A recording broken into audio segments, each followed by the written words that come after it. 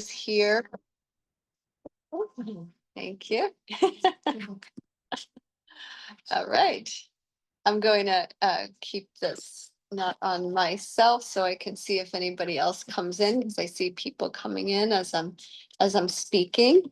So today I wanted to introduce another running topic that is always held in our classes. We talked about the outer, inner, and secret layers, and I wanted to. So last week we talked about that, and today's example, right? We're always working with this opening up to our world, opening up to the sensory experiences. Like one parent said last week, "Oh, I want to go back to your house because the sound of the school is distracting." That was in the meditation class. But what we learn is there's a lot of distractions, right? It could be, our children. It could be a dog. It could be airplanes going over our house. It could be, we could go on and on and on. Those leaf blowers, right? So we have lots of distractions in our world. And like one of my great teachers had said, he was one of my early on yoga teachers. He said, if you could meditate in New York or be present in New York, you could do it anywhere. We were in Manhattan at the time. So we open ourselves up, and working with the outer, inner, and secret layers, which we discussed last week, is all part of it.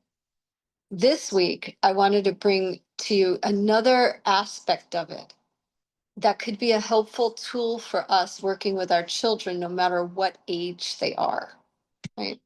And we probably are very familiar with a lot of methods that have acronyms, and sometimes acronyms are hard to remember, and sometimes they're easy to remember. Like Kim Jong-un uses the acronym WAIT for parents. Wait. WAIT. And it means, why am I talking? And I always loved that one. And I remember our dear friend, one of our wonderful parents in the community, had said she wrote it down on a post-it, WAIT. And I had recommended to parents, put it around the house, and so you remember, why am I talking? So you start to get quiet. And she put it all around her house, and her husband said, "Why do you have this all over?" And she's like, "I can't remember what it meant, but I know that it's like, wait, something like that." So sometimes acronyms are like that, right? And it's important when we have one that at least, wait, it still makes sense, right? It still gives us that message. So the acronym that I'm going to work with today is really an important one. L-O-V-E. Oh. Yeah.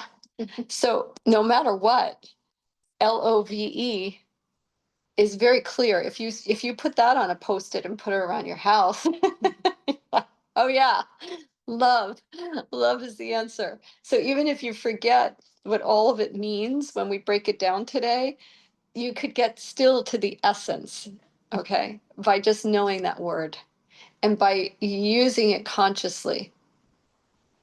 Often I notice that we say things like, say, awareness or mindfulness and things like this. We throw words around, but if we're not really digging into what it means, it could be something that just floats around up here or that we just take for granted, right? So the way we're going to look at love today is based on the outer, inner, and secret levels of parenting. So first, we're going to think about what we did today in our meditation with the L in love. And the L in love is listen. So when we listen, I'm talking about a kind of listening that goes beyond this micro kind of, listening. I'm hearing you. I heard you say you want water, for the fifth time, you know, beyond this kind of reactionary listening and responding. This listening is really a big listening. A listening that means that even the annoying sound in the room of the mechanics, the electric energy that you could it goes on and off, or a fan, right, that might be in the upstairs. It could become annoying, but when we listen, we're going to open up to know that, oh, all the sounds are here and it's not a problem. We're going to listen big. And we're going to start to also listen to our children and the people around us big, not so tight. I want to give an example of listening in a big way. I'm going back in time to when I'll say my children, both of them were in seventh grade here. Seventh grade is tough. It's a difficult age because they're going through a lot of changes and they're getting older and hormonal changes are occurring and it's an awkward stage. They feel like they're not quite, adults, and they're not quite little children. So it's a rocky road kind of place. And often in seventh grade, the children will start to wake up to different ideas and thoughts and rebellions. And I remember my son saying, now I'm talking about listening, okay? I'm listening to him. I hate that you have me in this school. I want to go to a place that has thousands of kids, and I would listen. I wouldn't panic about the surface layer of what's being said. The deep listening is he's growing and pushing. And I would say to him, yeah, I could hear that, wondering what it's like to be in a school with lots of kids. So I'm listening in a big way, not letting it push me in and corner me. So that's one example, one small example. Listening to the outer layer of what's going on is a training. It's not to panic. We could hear a kindergartner say, I don't like so and so, or my teacher is blah, blah, blah, whatever it might be. It's not a disregarding, it's a wide open listening. Sometimes we could reflect on times in our lives where we've said things that were maybe not so true, but more coming from an emotional space. If we're having an argument with a spouse or with a sister, or somebody that we're really comfortable with, that we kind of like let our guard down and just come out emotionally.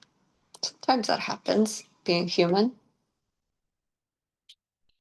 We learn to listen, to know that there's more to the picture than just the surface. So this is part of our outer experience, and it folds into the O in love, which is observation. So it's part of this observational quality and activity that we have as a parent.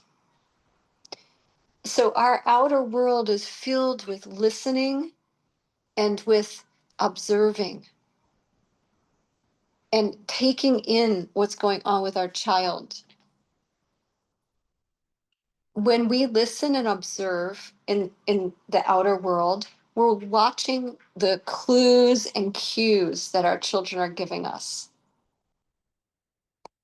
So our children, on a relative level, this is a very relative level, what we're talking about, this outer world. They give us ideas of what they need. They give us ideas when they need a little boost or assistance, or maybe they need to go see a doctor because we could see they're not feeling well, or the homeopath, or whoever you go to, right? So part of that is that you can see that on the outer level. Observation is also something that we often turn into more of a experiment, thinking that we need to fix. Let's imagine our children, because usually, say in a parent-child class, I'd have everybody observe the children while they're here. But let's imagine our children this morning or last night, or some situation that you remember you had some concern about, let's say, and you're able to observe. Let's imagine that you sit. So do it now from your imagination. Imagine, you could even close your eyes. Usually when we meditate, I say keep the eyes open slightly, but just, you can close your eyes here if it helps you to imagine. And imagine your child before you. Take in the sounds of what's happening all around. And observe your child. Observe the child's behavior. Observe the child's body posture, the language, the movement, the environment. Where are you? What are you doing at this moment? Listening, observing. And then notice, do you have, as you're imagining your child right now, as if they're right here, an impulse to want to fix them or change them? Do you have a worry that comes up, a nervousness? So I ask you just to notice. And in your observation, imagine that you're observing as if you're a big open sky. And your child is like a star appearing in the sky. The sky is not judging the star. The sky just allows the star to be. Observe in that way. Notice the details of what is happening, but don't give in to nervousness. Listening closely. Observing widely. Breathing. And at this point, we're going to take a nice full breath in and a breath out.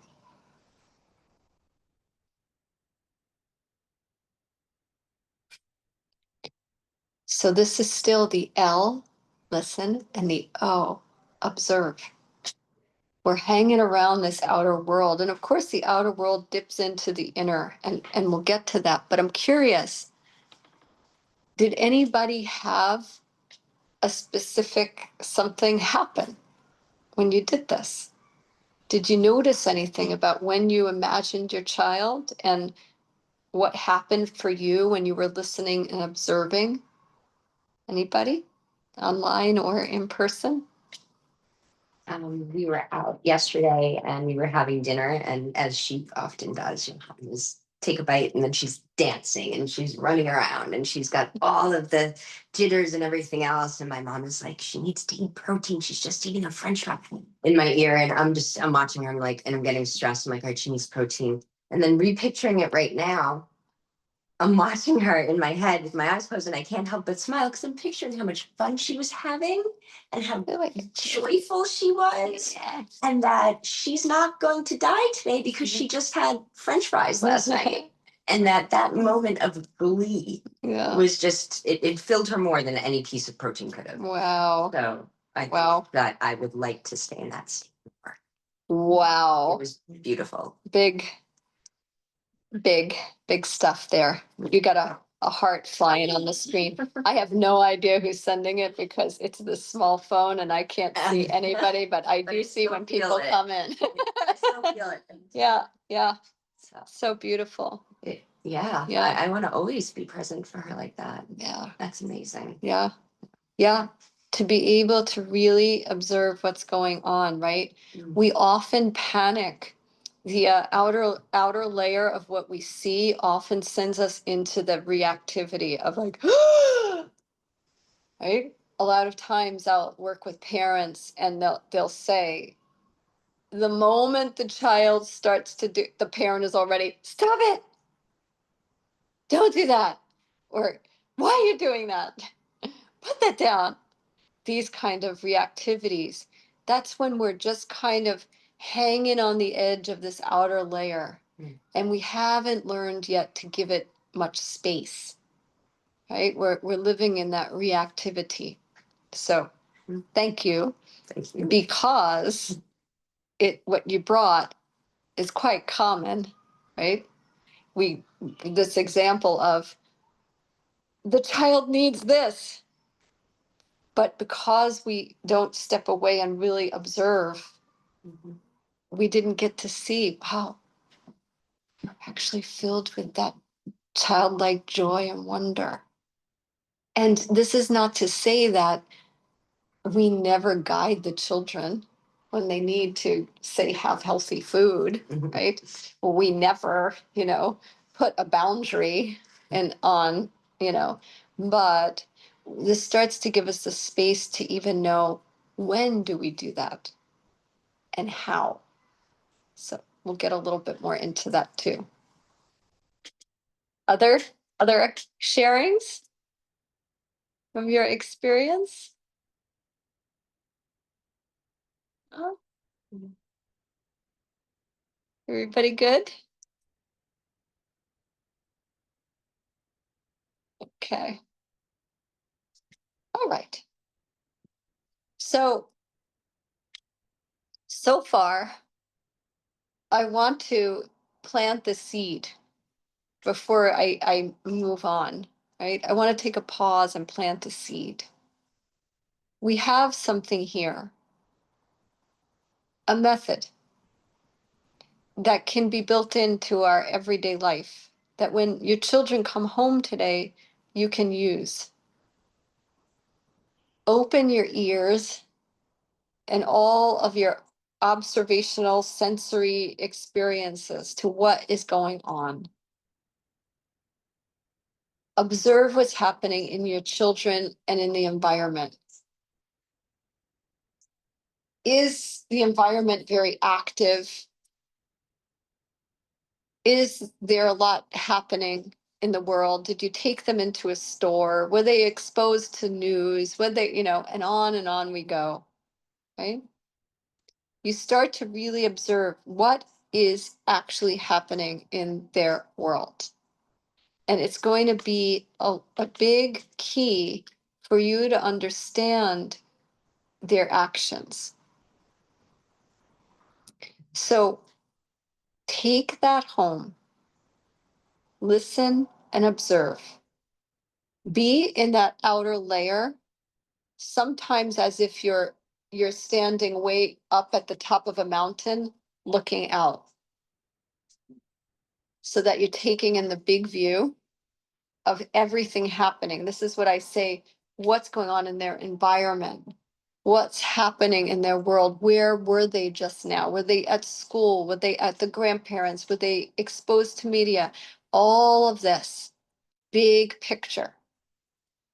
And then come on down and keep your observation going as if you're you're threading a needle. super close. So then you look at the child. So you've taken in this big environment of what's going on in the child's world.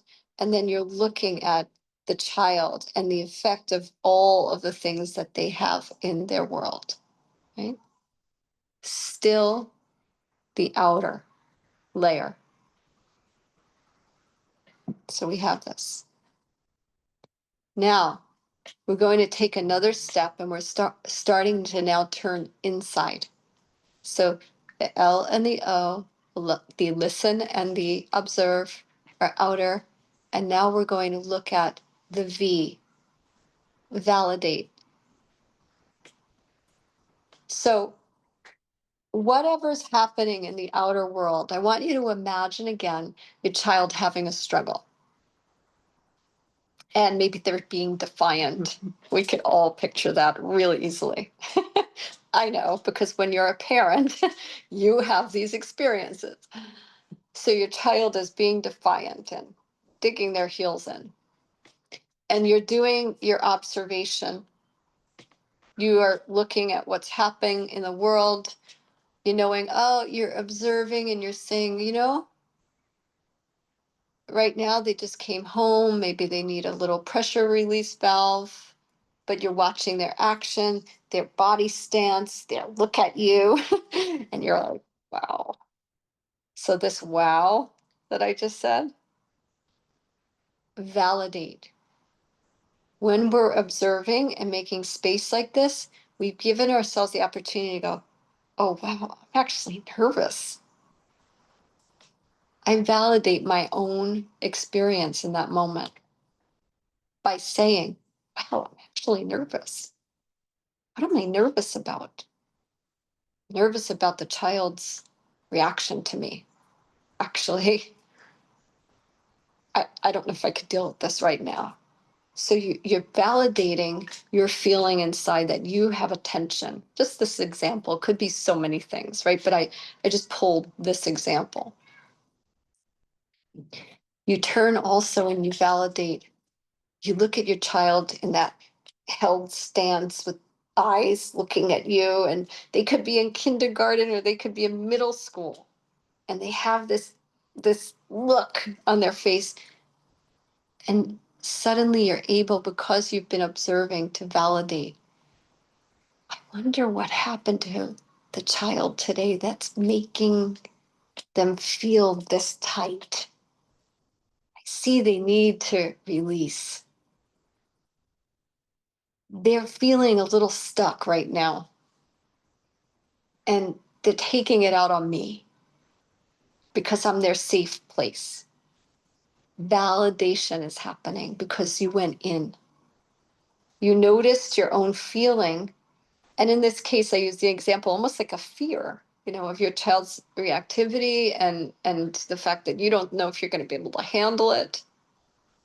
But you validated and it made some space. And then what started to happen was you look at your child and you're validating them too. You're like, they're feeling like this for a reason.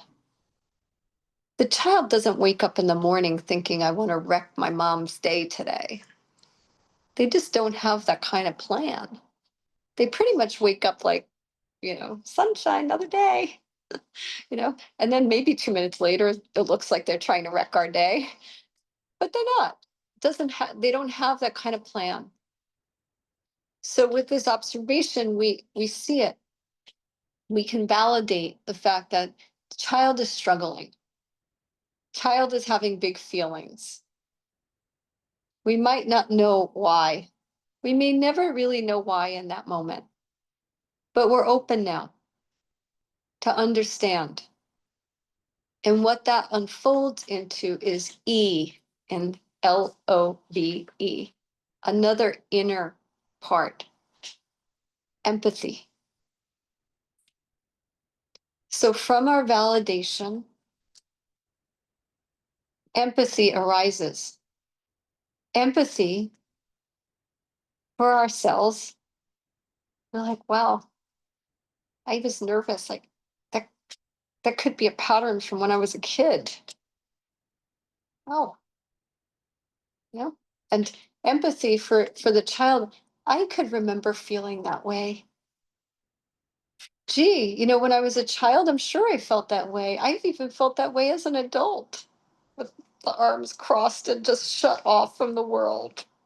Gosh, I totally understand. So now there's this something's happening here. A connection is occurring. You went from this outer observation where we could have, if we stopped there, by the way, if we stopped at the outer, we're reacting from outer. My agitated force is going to come at your agitated force because that's all we see here. But when we start to make space, we start to realize there's a reason for all of this. Even when we can't really figure it out, even when our adult mind wants to block us and say, there can't be a reason for this. She's just terrible. That's not true. Even though part of us may want to believe it in that moment. So when we turn in, we validate, and what starts to blossom is an empathy, an understanding for this other human being, and an understanding for ourselves, for all of these sharp feelings that we have, or for these feelings of, my goodness, I just lost it. I could have empathy for myself. This came from somewhere. So the L and the O, listen and observe, outer. The V and the E, the validate and empathize, the inner.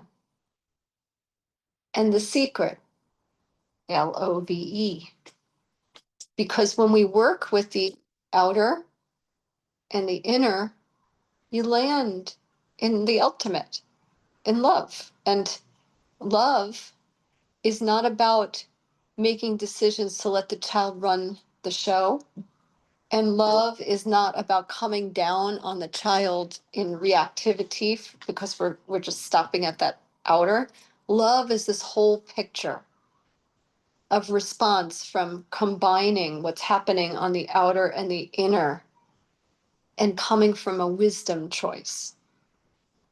So with this method also, I realized that when we have these, let's say it's almost like, you can see it like a bridge, and you have the outer layer on top and the inner layer underneath. When they meet, you have love. And also, because we're human beings and we're here on earth and we have to do work, right? This isn't just like, oh, let me just imagine this all in my mind and all is going to be well. Love. And then we float away on a cloud. That's not happening. We have to take that love and bring it into action. And really, this ultimate picture ends up to be compassion. Because all of this that brings empathy and love, empathy is the ability to feel what another feels, to have empathy for. We could have a deep understanding for why, even for ourselves, why we react a certain way, right?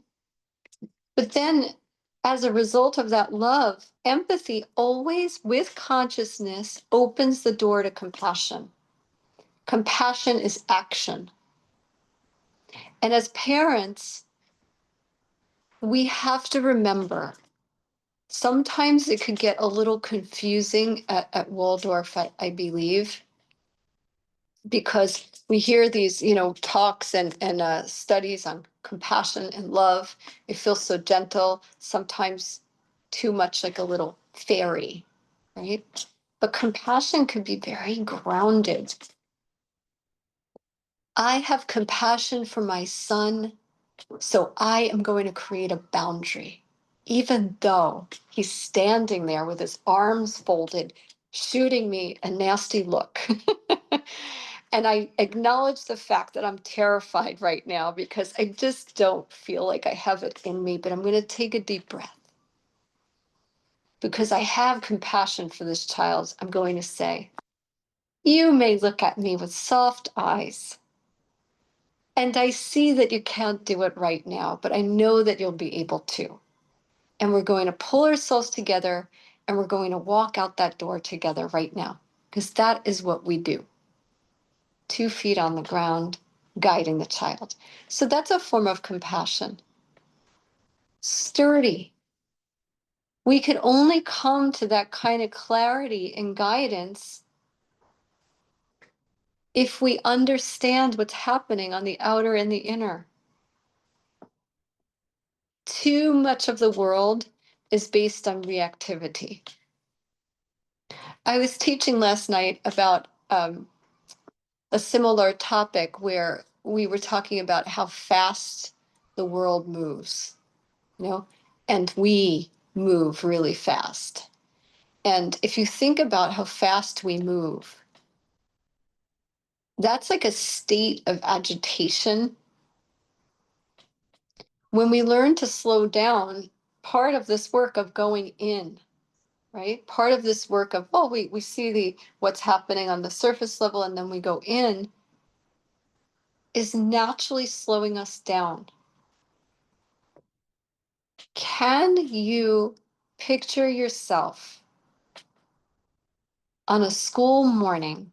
I bet we all can, moving at top speed, throwing things in a lunchbox, grabbing your keys, rushing out the door. Can you imagine that kind of pace, very fast? And then, as you're moving at that pace, your child misbehaving. What is going to happen? Ah, exactly. Exactly. Ah! We yell. We yell. Or we react, or we grab the child and push them, and then we feel terrible, right? There's a reactivity that comes with speed. When we teach ourselves to slow down and give ourselves this opportunity to use space and time in the way that I just presented, we actually become nicer. Mhm. Our children actually become happier. We become more predictable when we move slowly. We talk about rhythm here all the time, at Waldorf. And rhythm really is built into all of this because rhythm helps create space. But I think in our here, I think everybody on today is a New Yorker, in our New York way, we're so fast, lightning speed. So it's an interesting thing to do and something that can start to change brain patterns. If we take up a practice of slowing down, even if it's just for a couple of minutes when you're by yourself and you had maybe a cup of tea and you go to grab your tea and you're like, oh, just, and you just mindfully take the tea.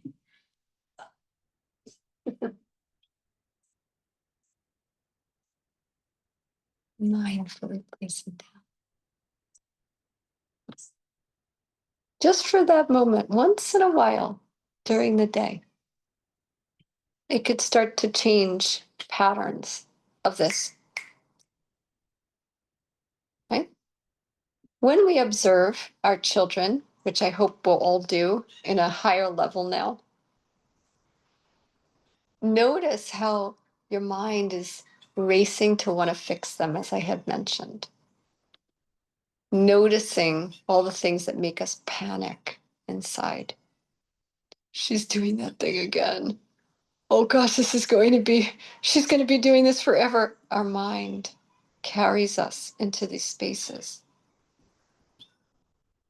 Bring observation in a spacious way without conclusion. It slows us down. Every time we catch ourselves in these practices trying to cross a finish line, pull ourselves back and get ourselves into the present moment. Life is pretty good. I'm not saying it's easy, but right now, yeah, we hear the motor thing going on and off. But hey, my ears work. I hear a bird, you know? Yeah, there's a lot to appreciate in the moment. So, doing this kind of LOVE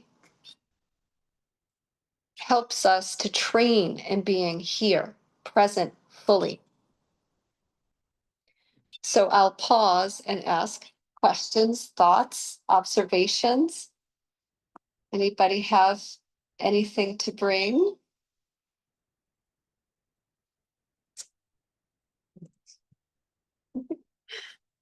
There's a lot of questions. But about the observation. In my case, when I try to fix right away, but my kids are doing. But I'm thinking about the conclusions I have towards them or their behavior. So how can I work with that? Don't get to a conclusion. How can you work? To not get to the conclusion? The conclusion Yeah. To let it be. Yeah. Yes. How do you get to that? Yes. Yeah. So the question is, how do you observe without getting to a conclusion? It's a practice. At Waldorf, there's an anthroposophical, say, child study.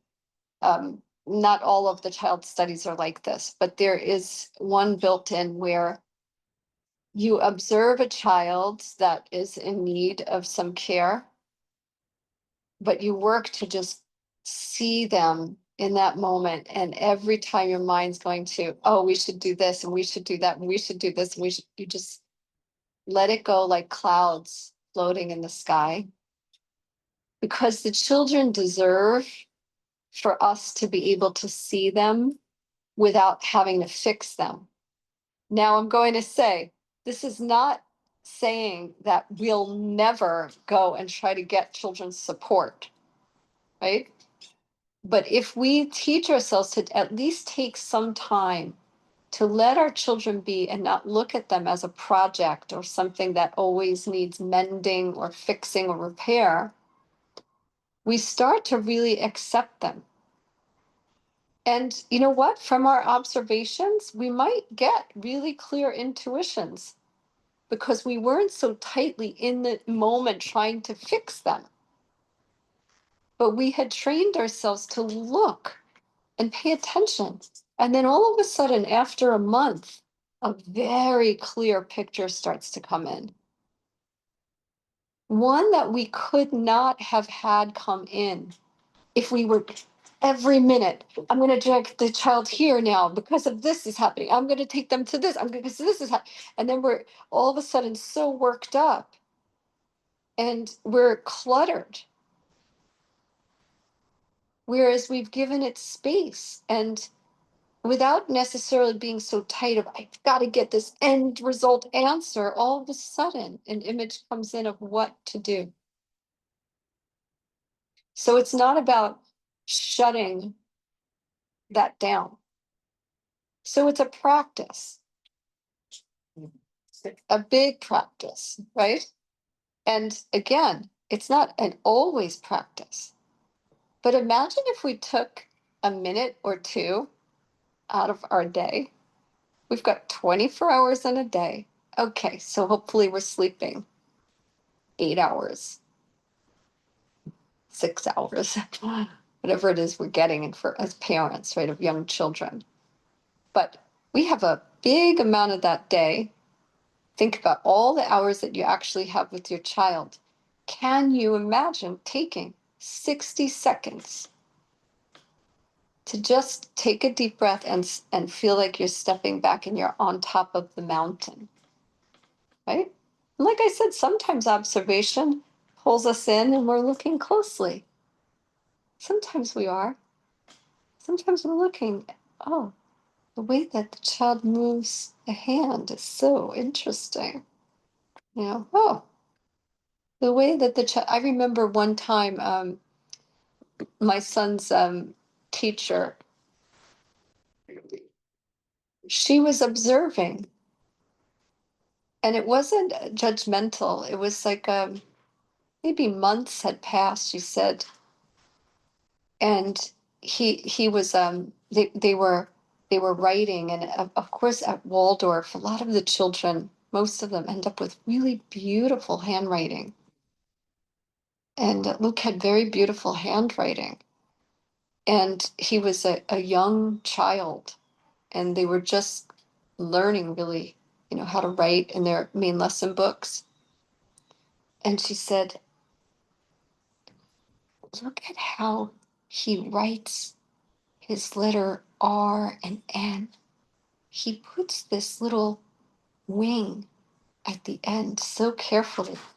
She said, this must have come with him from some other, it's like an old feeling. You know, and so she observed that. She said, I've been paying attention for months. And she said, when I write on the board and the children are writing, she said, I don't have this little, she said, it's very beautiful, but he consistently puts it on his letter. And she wondered about it. She didn't try to fix him. It's just an example. But she looked, right? So she was observing in a big way, letting him have space. And then she started to look and wonder about it. But it wasn't something that, Luke, stop putting that on your, I don't want you to have it. She allowed it. It was something that was beautiful, but not something that was typical. It's just a little example. Yeah. So this morning, it's pretty uneventful morning, but right when we park and I'm getting ready to take her bags, she's just like, I don't want to go to school. And I had the whole outer like, what's going on? She doesn't like school, she's tired, we did too much yesterday. And then I had the inner like, but then like I couldn't quite make it. Like I was just like, I just don't feel like I answered her right. I was like, well, I'm just gonna be doing laundry. Like, you might as well be at school, but I just don't feel like I was quite like I had the right answer. So like, could you walk me through like what I could have done better? Yeah, aren't we spot on? That's an interesting, because I used a similar example, when a child is like, I don't want to go to school, or mine was more severe, a seventh grader. I don't want to go here.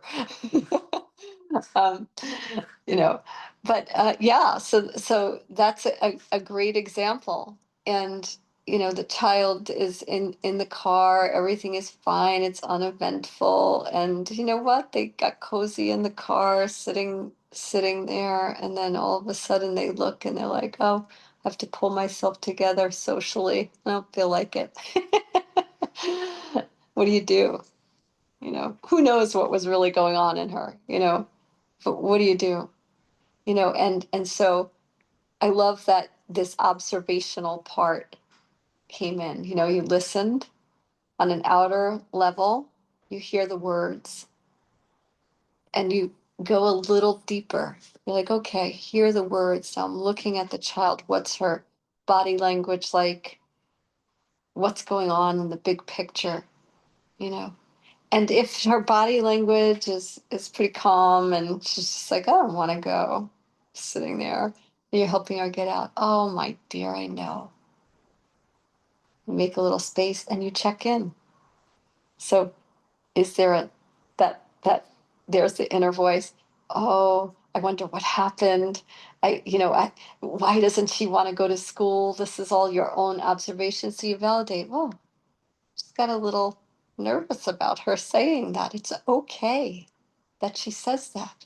Sometimes I don't want to get out of bed. This is inner. What's going on with you? So you're validating, I validate that she's human and she could express that. And so you read it. She looks healthy. She's making a statement. You understand. And you feel as a parent, now that you've made space after validating yourself and her with your empathy, you're like, yeah, I get it. Some days I don't want to get out of bed too. We all have days like that. And sometimes I just take that deep breath and then I get up and I feel pretty good the rest of the day.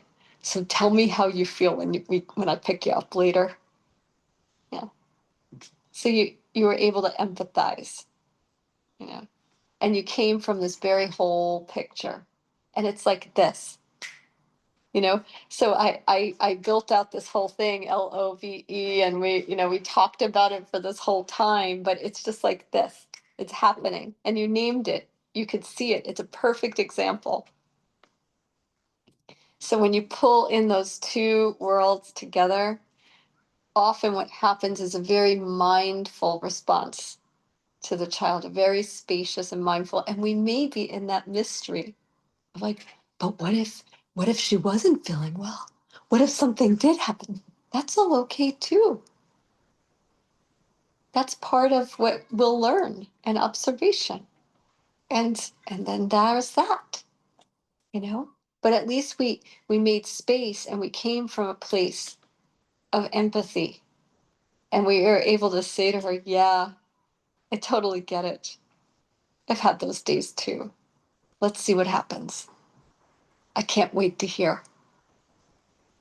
And off you go. You've uncovered love, right? And I remind parents that this empathy, love, compassion that the end result, it's all together. And all of that empathy and compassion and all of this that equals love is something that was ours always from the beginning. We just lose sight of it and get covered in our own nervousness and experiences and memories. And we get further and further away from what we could call our true nature, our truth. So this method brings us back to the secret that it already lived in us. And all those layers of nervousness about how to be with our children and second guessing ourselves and getting agitated with our children and all of these we could call, for lack of a better term, negative, right, experiences, all these negative experiences, these are just coming and going. Our truth is that we have what it takes to move through in a very mindful and wise way. So yes.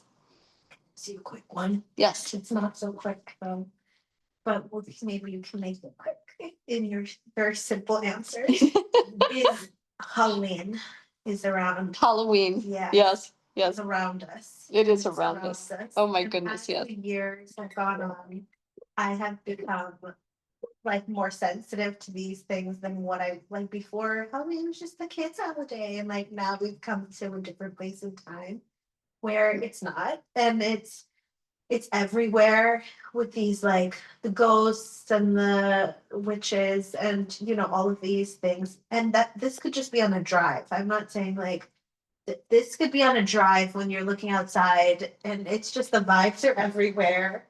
Yeah. And I don't like them because I feel like it's negative energy.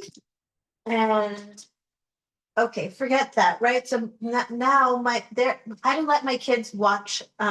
There's this thing that's become popular. Like, do you know K-pop Demon Hunters? Do you know this? No. Okay, I don't let my kids watch. Like, have you heard of these things? K-pop Demon Hunters. The Okay. name kills me. Mhm. It's targeted to kids. Oh no. So other kids have seen this, Mhm. and then they are talking about their stickers. That you're going to see all these kids dressed up as them outside of here. Wow. But my son, who's my little one, Mom, can we please watch K-pop Demon Hunt? I'm like, absolutely not. They're selling your soul or something.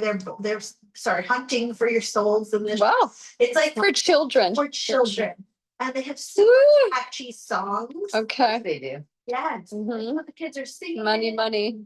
Yes, and kids will be wearing it, and it's like very, Yeah. targeted to children. Anyway, every day my son is like, I wanna, can we watch it? Can we watch it? I'm like, absolutely not. And then we end up watching nothing because I don't even want him to like see it on the screen where like, it's like, oh my God, just click it. And I'm like, no. And I'm so like, no about this. And then anyway, now he's like, if you're not gonna let me watch it, I'm gonna go to fairyland when I go to sleep. And I'm gonna watch it in my sleep. Mhm.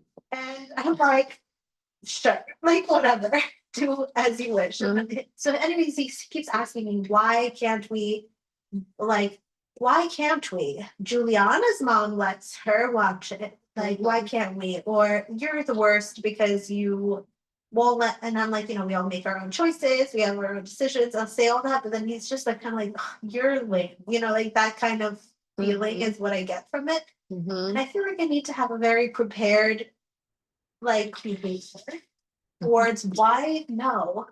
And I can't say it's because,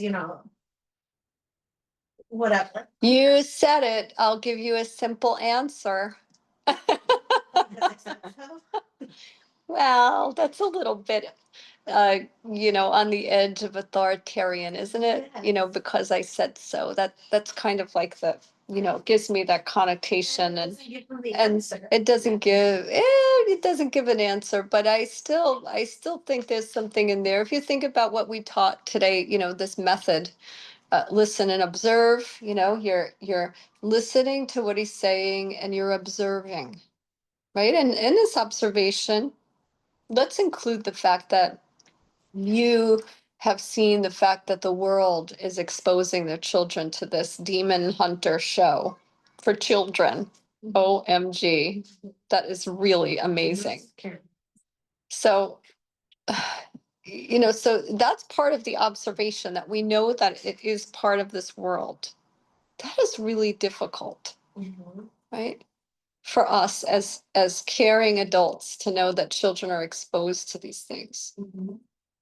So part of this observation, listening and observing, is also then going to be turning in and saying, when I think about that, what happens? So what happens to us when we think about a little child being exposed to something dangerous or scary that could really affect them and their sleep and their whole being?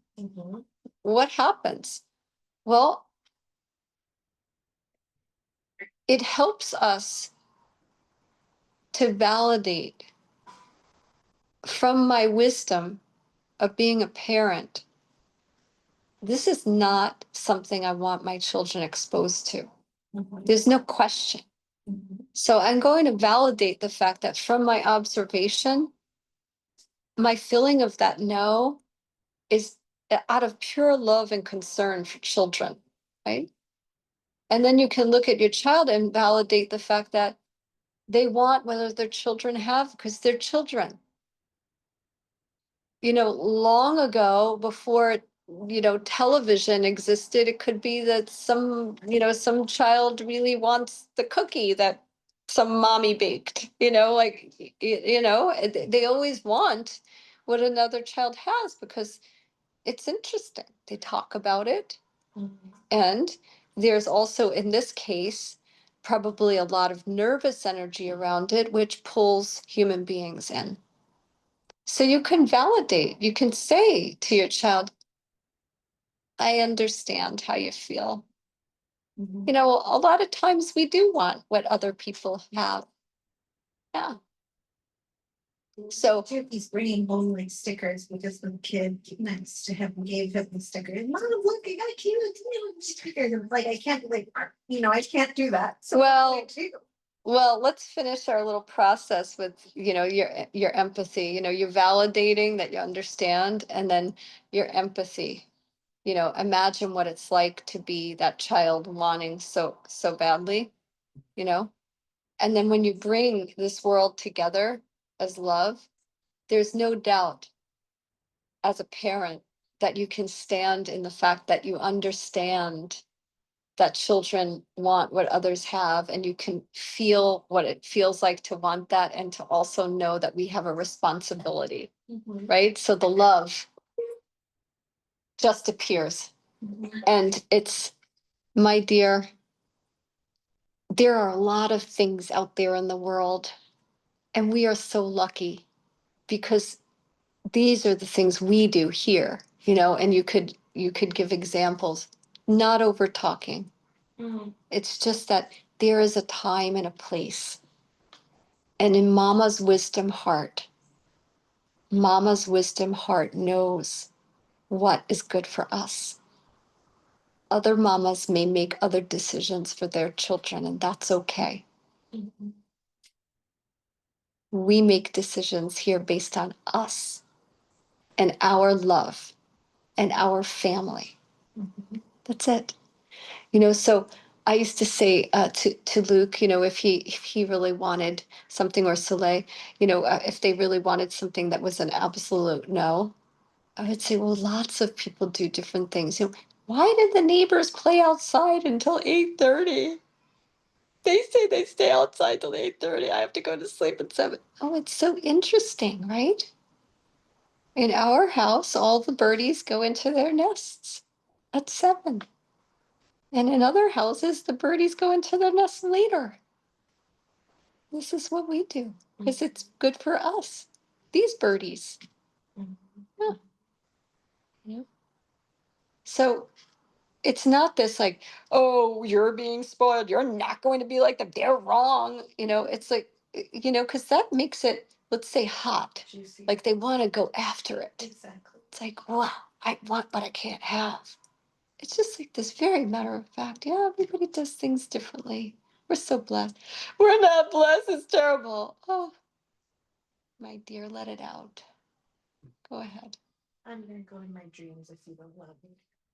Yeah, my children had in the backyard, they dug a hole that was the size of a human body, and they would get in it, and they used to call it underground house, and it was whatever you want town. Nice. And they watched movies in it, and in a dirt hole. And I would say, go, have fun. I have pictures of Mrs. Jaskelski's daughter and Soleil with their heads sticking out of this. They literally dug a hole that deep. And yeah, whatever you want town. So they still talk about whatever you want town. Oh yeah, we used to watch movies in there, and they laugh. Yeah. So they got something out of that. How amazing. So go ahead, dear. Let's go to the fairyland and see what it's like. I'd rather have them go to fairyland and imagine, right, from their own imagination, rather than take in images that they will never be able to wash out of their psyche. And so I know that we're coming to a close now, but I wanted to just touch on the fact that Halloween time is not easy. I took a walk this morning around 5:45, and I was walking around the neighborhood, and I come circling around. Jack and I are walking together, and I'm doing a meditation, in my head as I'm walking meditation. And as I'm circling around, there's all these houses with these horrible, and one of them is like, the things are screaming. And I thought to myself, what happens when little children walk past that? So I used to travel with, when my children were little. I don't want to sound overbearing. I feel like I wasn't an overbearing mother, but there were some things that I really paddled a little harder to protect them from. And all of those really frightening and gory houses, I really tried to protect them. And I know when you're driving, like you said, they're still going to take these things in. But I knew in my neighborhood, what blocks had these really horrific setups, and I just did not walk there. Or if I was coming and all of a sudden it took me by surprise, I'd cross the street and be like, oh, look at that birdie in the tree as we're walking, you know, and just take their attention elsewhere. And, you know, when it comes down to actual Halloween, it's going to be up to everybody, you know, what they want to do. But when my kids were very little, I just went to a couple of houses of people that we knew, and they got the thrill of doing that. Yeah. So, okay. So today we have covered in great detail L.O.V.E. Listen, observe, validate, empathize. Love. So I hope that everybody takes that with them and goes deeply into, I would say, to start to get really familiar with this outer part, and the part that Carolina brought up that's so difficult, that part of us that naturally wants to fix when we're watching, right? And to see if once in a while, once a day, we can let go of that and feel what it is to really take in what's happening with interest and wonder. So we'll take a nice full breath, and we'll allow ourselves to open up to everything that we hear all around us, listening carefully.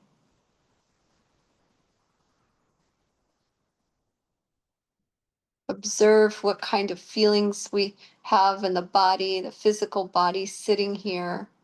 And as we breathe in, we validate.